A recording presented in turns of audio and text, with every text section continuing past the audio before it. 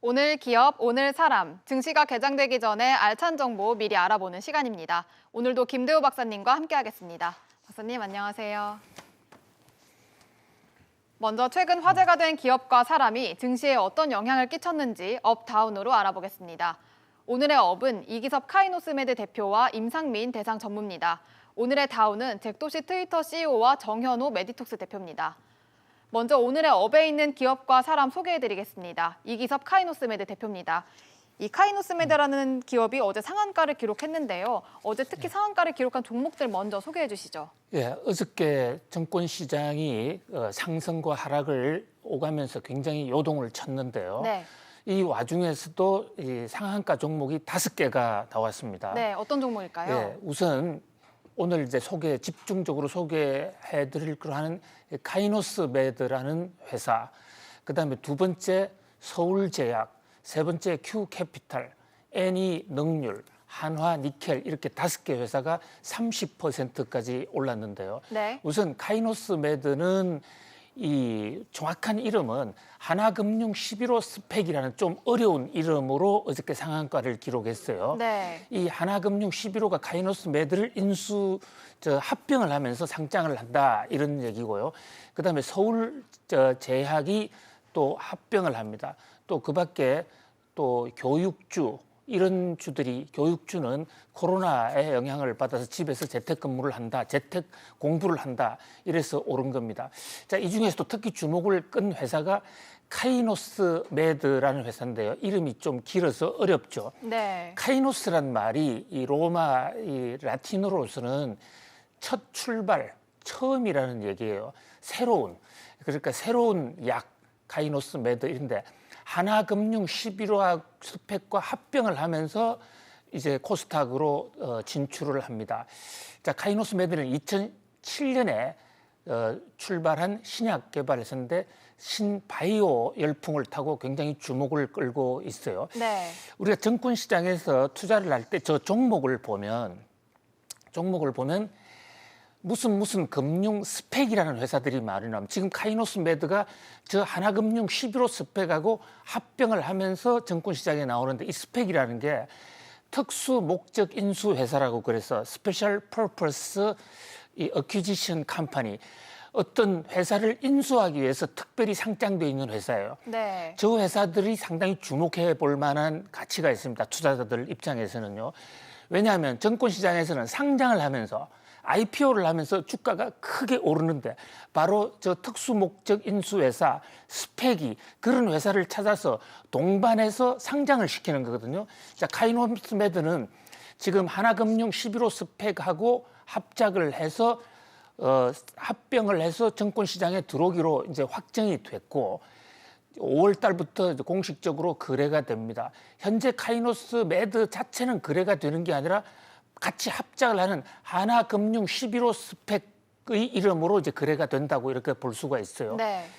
카이노스메드의 회사는 이 실리콘밸리에서 나스닥에 상장을 시켰던 업무를 추진했던 이기습이라는 분, 한양대학 공과대학 출신의 엔지니어인데요.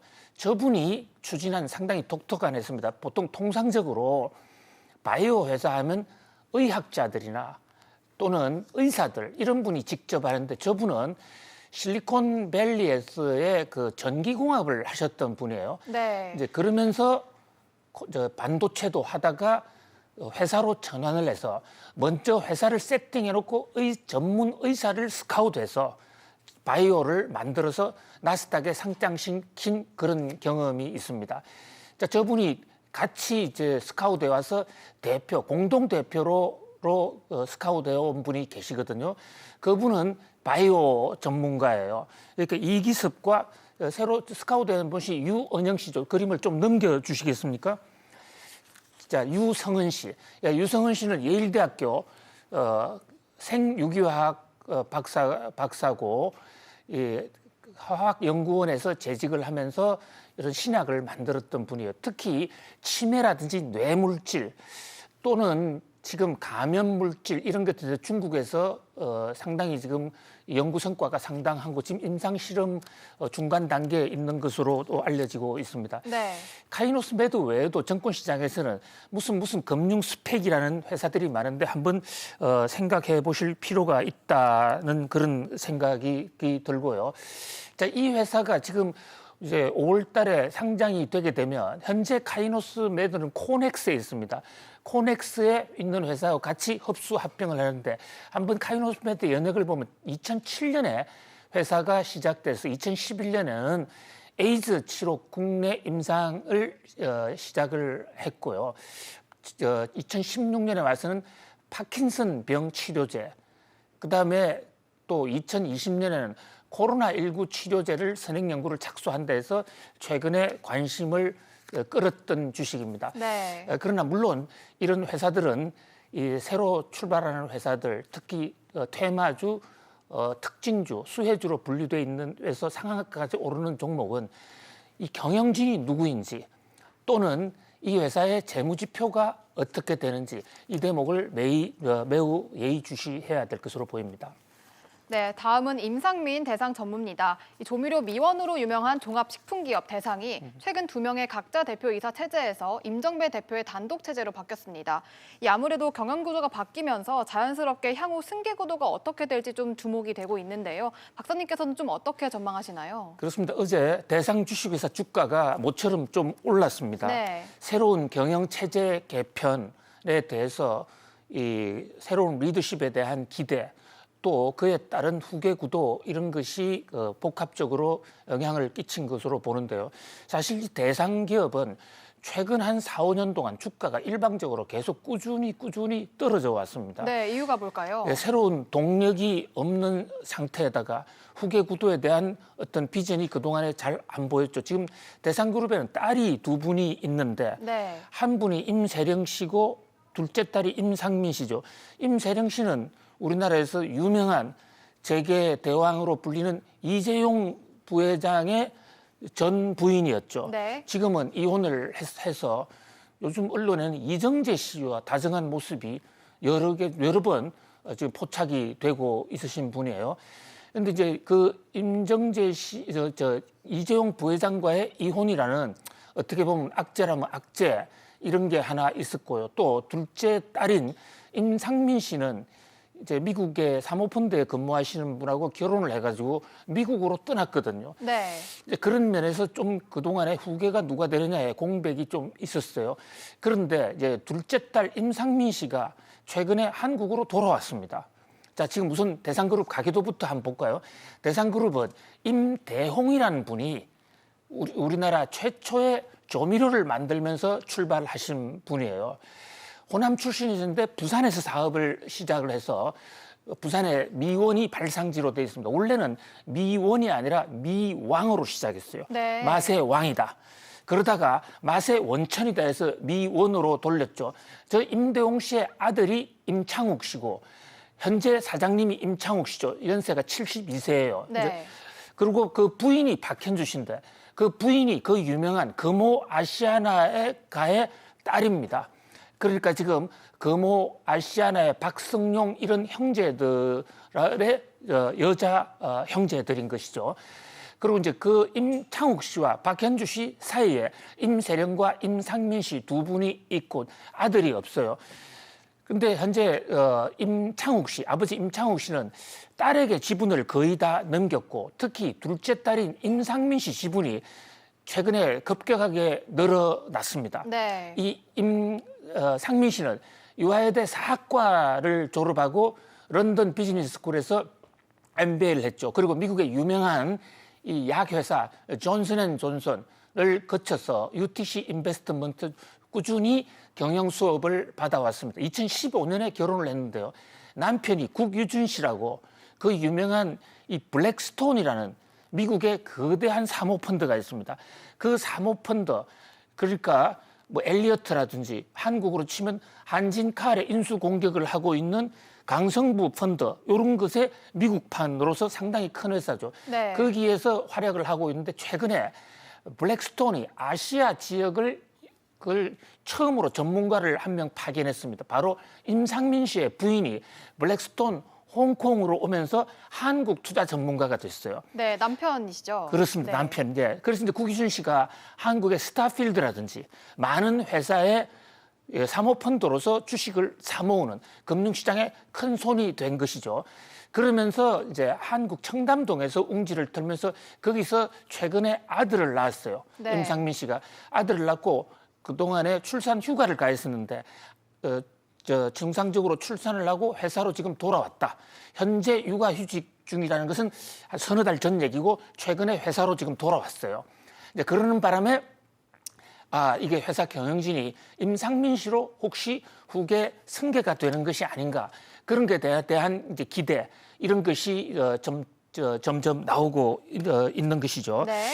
이제 사실 임상민 씨는 이미 이 대상 주식회사의 주요한 계열사는 초록마을이라는 상당히 아끼던 회사입니다. 이 회사를 이미 상속을 한 상태예요.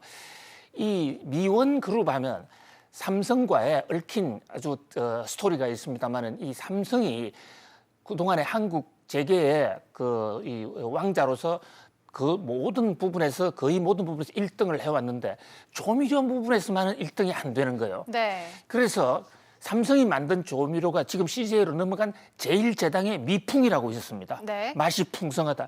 미풍과 미원의 이 전쟁 스토리는 경영학 교과서에도 남아있는 역사의 미원이냐 저력의 삼성 미풍이냐. 그런데 이 대상은 끝끝내 한 번도 삼성에게 지지 않고 미원을 한국 최고의 조미료 회사로 키웠습니다. 그래서 삼성그룹에서 도대체 이 회사가 어떤 경영을 하길래 이렇게 삼성을 이길 수가 있단 말인가. 이래서 이 회사를 집중적으로 연구해 들어갑니다. 특히 이재용 부회장의 어머니 홍나희 여사가 이것을 연구하다가 그 그룹에서 임세령이라는 재원을 발견하고 임세령 씨가 당시 연세대학교 영문과를 다니고 있었거든요. 네. 그래서 아들하고 중매를 쓰게 돼서 이렇게 결혼까지 이르는 어쨌든 맛에 관한 우리나라의 원조고 또 맛의 대왕 주식회사 미왕으로부터 출발한 회사인데 서서히 지금 꿈틀거리고 제3세 경영 체제 준비를 하고 있습니다. 그리고 회사 경영 내부적으로도 식품 사업, 청정원을 중심으로 한 이 식품 사업과 또 하나의 소재 산업으로 두 회사를 지금 분리하는 이런 움직임도 있거든요. 네. 그래서 경우에 따라서는 이 큰 딸과 둘째 딸에게 역할 분담을 해서 두 분야를 이 대상 그룹의 두 분야를 나누어서 상속하는 것이 아닌가라는 이런 전망도 나오고 있는데 어쨌든 지금 둘째 딸 임상민 씨가 올해로 만 40이 넘었습니다. 또 임세령 씨는 그보다 나이가 더 많죠. 그런 면에서 이제 대상은 임세령과 임상민의 시대를 한번 기대해 봐야 할 것으로 보입니다. 네, 이어서 오늘의 다운에 있는 기업과 사람 소개해드리겠습니다. 잭도시 트위터 CEO입니다. 우리나라에서도 유명한 행동주의 사모펀드 엘리엇이 이번에는 트위터를 정조준했습니다. 당장 트위터 CEO의 해임안을 5월 주주총회 때 통과시킬 예정이라고 하는데 좀 어떻게 보시나요? 예, 사모펀드의 이 회사 공격, 한국에서는 강성부 KCGI 펀드의 한진칼에 대한 공격이 지금 뜨거운 관심입니다. 네. 마찬가지로 그보다 못지않게 지금 미국 뉴욕 증시에서 뜨거운 사모펀드 공격으로 엘리엇이 지금 주목을 받고 있습니다. 엘리엇은 2015년 당시에 삼성그룹의 후계자 승계 작업이라고 해서 삼성이 제일모직과 삼성물산을 통합시킬 때 삼성물산의 주식을 대량으로 사면서 이 삼성의 합병을 앞장서서 반대했던 미국의 행동주의 사모펀드죠. 저기에 엘리엇의 오너가 폴 싱어라는 유대인 변호사입니다. 네. 저 유대인 변호사는 기업뿐만 아니라 정부를 상대로도 이 공격을 해서 엄청난 돈을 벌었는데 특히 아르헨티나의 채권 거래와 관련해서 아르헨티나 정부로부터 수천억 달러의 돈을 받아낸 정말 이 세기의 아주 어떻게 보면 엽기적이기도 한 그런 행동주의 펀드 투자자죠. 저 엘리엇이 이번에는 미국 뉴욕 증시에서 트위터에 잭도시를 정조준했습니다. 네. 미국은 똑같습니다. 한국하고 지금 한진칼에 대해서 KCGI가 하는 것처럼 어저께 엘리엇이 트위터 지분을 대량으로 보유를 하면서 미국 뉴욕 증시에서 4%라는 것은 굉장히 엄청나게 큰 비중이에요. 네. 그걸 하면서 4명의 신임 이사진을 공고를 했습니다. 주총을 5월 달에 하는데요. 이번 주총에서 잭 도시를 잘라라. 그 대신 4명, 내가 지명하는 4명을 지명을 한 겁니다. 그 얘기가 나오고 주가가 7.89%, 트위터 주가가 7.89% 올랐습니다. 네. 자, 우리도 마찬가지죠. M&A 게임이 벌어지면 주가가 올라가는 그런 성향이 있습니다. 왜냐하면 주식을 한 주라도 더 지분을 더 확보해서 M&A 게임에서 자신이 유리한 고지에 올랐어야 하는 그런 어떤 절박성이 있기 때문입니다. 한진칼에서도 이 KCGI와 또 반도 개발 또 한진 조신의 가문들이 조원태, 조현아 이렇게 붙으니까 주가가 많이 올랐지 않습니까? 마찬가지인데 특히 이제 트위터는 그것뿐만이 아니라 많은 정권 투자자들이 잭 도시를 자르려고 하는 이 사모펀드 엘리엇의 싱어 회장에 지금 박수를 치고 있는 겁니다. 네. 제발 좀 잭 도시를 잘라달라. 트위터 내부에서도 좀 잘라주기를 간곡히 원하고 있습니다. 네, 이유가 뭘까요? 예, 잭 도시라는 사람이 트위터를 만든 사실은 IT의 천재 중에 천재죠. 지금 트럼프 대통령이 가장 애용한다는 그 트위터, 그것을 만든 사람이 잭 도시고 특히 제 양반은 이 전 대통령, 오바마 대통령 선거 자금 모금을 하는데 앞장서기도 한 사실상 민주당 당원에 가까운 사람이에요. 그런데 그래서 이제 애정의 트럼프가 사랑과 정오가 교차한다 이런 얘기가 나오죠. 트럼프 대통령과는. 이 트럼프 대통령이 트윗을 해주는 바람에 잭 도시의 트럼프가 매출이 최근에 크게 늘어났습니다. 그래서 트럼프 덕을 좀 보기도 했지만 또 최근에는 트럼프 대통령이 저 트윗을 통해서 하도 저질의 얘기, 좀 악성의 얘기를 많이 날리다 보니까 지금 미국 일각에서는 트위터 하는 사람과 트위터 하지 않는 사람을 분류하는 그런 분류법이 나돌고 있어요. 네. 그러니까 트위터를 하는 사람들은 좀 저질 인간, 트위터를 하지 않는 사람은 고급의 인간. 자, 이러다 보니까 지금 미국 정권 시장에서 트위터는 어제는 주가가 올랐지만 최근 1년간 보면 트위터 주가는 계속 폭락을 해왔습니다. 네. 특히 페이스북과 경쟁을 하면서 도저히 따라갈 수 없는 그런 지금 위기를 맞고 있거든요. 자, 이 트위터의 역사를 보면요. 2006년에 잭 도시 등이 창업을 했죠. 그 다음에 2013년에 상장을 했고 2010년에 디즈니, 구글 등에 팔려다가 메가 갭상이 실패했고 2017년에 첫 흑자를 기록했는데 그럼에도 불구하고 그 이후로 주가는 계속 떨어집니다. 주가가 떨어지는 이유는 트럼프의 악영향도 있지만은 보다 근본적으로는 광고 수익 모델을 개발하지 못하고 있는 것이에요. 네. 지금 페이스북은 각양의 방식으로 광고 수입을 많이 얻습니다. 구글의 유튜브도 거의 광고로서 끌어가기도 하는데 트위터는 지금 광고 별로 잘 되지가 않아요. 140자를 가지고 메시지 전달하는 데는 효과적입니다만 그러다 보니까 엘리어트가 자 트위터가 되기 위해서는 저 잭 도시를 잘라야 된다.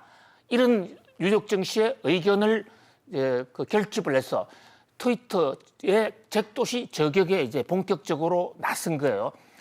자, 이 잭 도시는 요즘 두 회사 대표를 맡고 있는데요. 하나는 본인이 창업한 트위터고 또 하나 창업한 회사가 있습니다. 스퀘어라는 회사가 있어요. 네. 제곱이라는 뜻의 스퀘어. 이 스퀘어 회사는 요즘 휴대폰 전자결제로 아주 폭발적으로 잘 나가는 회사입니다. 이 두 회사를 맡고 있다 보니까 요즘 잭 도시의 관심사는 온통 스퀘어 쪽으로 가 있어요. 이 스퀘어라는 휴대폰 전자결제 회사를 통해서 바로 오바마 대통령의 선거 자금들 몰아주기도 했거든요. 네. 그러다 보니까 자기가 최초로 만들었던 트위터에 별로 애정이 없는 것이 아닌가. 그래서 이번 주총에서는 쫓아내겠다. 이제 이렇게 하고 엘리트가 달려드는데 그런 엘리어트의 공격이 생기자마자 뉴욕 증시에서는 환호하면서 제발 좀 잭 도시를 잘라내달라.